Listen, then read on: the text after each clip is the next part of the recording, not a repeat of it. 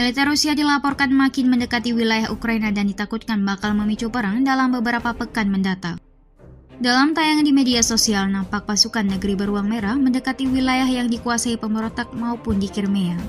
Tensi makin meningkat karena sejumlah region seperti Voronezh, Rostov, dan Krasnodar melakukan pergerakan tentara. Ancamannya makin meningkat, kebanyakan tak dibahas di media, namun tandanya makin buruk, ulas Pavel Felgenhauer, pengamat militer Rusia. Krisis ini berpotensi mengeskalasi menjadi perang pan-Eropa jika tidak dalam skala dunia lanjutnya. Felgenhauer menjelaskan dia sangat berharap potensi yang muncul tidak akan meningkat seperti yang diprediksi.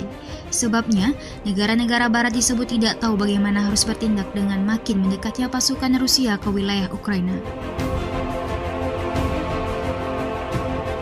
Dilansir Daily Mirror Sabtu, 3 April 2021, tayangan tank maupun kendaraan lapis baja dipindahkan berseliweran di internet.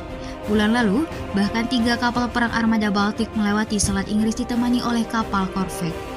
Felgenhauer menduga Kremlin bisa mengumumkan serangan pada awal Mei ketika mereka menggelar parade lapangan merah. Parade itu untuk memperingati kemenangan Uni Soviet di Perang Dunia Kedua, di mana Felgenhauer menduga keputusannya sudah dibuat. Dia menyatakan Rusia bisa menerapkan gaya perdaratan Normandia di kawasan seperti Odessa maupun Mykolaiv. Kremlin disebut mempunyai cukup pasukan di kawasan utara Ukraina maupun Crimea yang mereka duduki pada 2014. Jelas sekali, operasi berskala besar tengah dipersiapkan dengan kekuatan lain bakal ikut tertarik, papar Felgenhauer. Dia menyebut kini terdapat pembahasan tank akan bergerak dari Belgorod melewati Kharkiv guna mengepung militer Ukraina di Donbas. Sementara, jelang peringatan 7 tahun invasi Rusia dan direbutnya Crimea, Amerika Serikat dan Uni Eropa telah menegaskan kembali sikap mereka bahwa Crimea adalah milik Ukraina. Invasi Rusia dan pencaplokan Crimea merupakan penghinaan tak tahu malu terhadap tatanan internasional modern, kata Menteri Luar Negeri Amerika Serikat Antony Blinken dalam suatu pernyataan. Kami menegaskan kenyataan mendasar ini, Crimea adalah milik Ukraina, kata Blinken.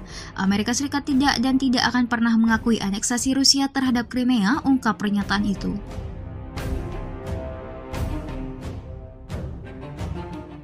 Amerika Serikat mengulangi seruannya terhadap Rusia agar segera mengakhiri pendudukannya di Crimea, membebaskan semua tahanan politik Ukraina dan memulihkan kontrol sepenuhnya atas semenanjung itu kepada Ukraina.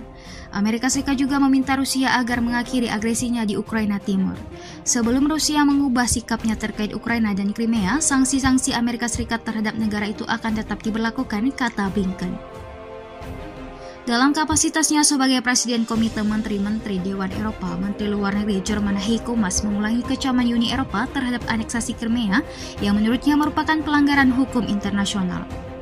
Dewan mengukuhkan kembali dukungan tegas dan tak tergoyahkan bagi kemerdekaan, kedaulatan dan integritas teritorial Ukraina di dalam batas-batasnya yang diakui internasional, sebut Heiko dalam suatu pernyataan. Pernyataan itu meminta Rusia agar mematuhi sepenuhnya hukum kemanusiaan internasional dan standar HAM internasional, termasuk memberi akses tanpa hambatan bagi mekanisme pemantauan HAM regional dan internasional, serta organisasi-organisasi HAM ke Crimea dan Sevastopol.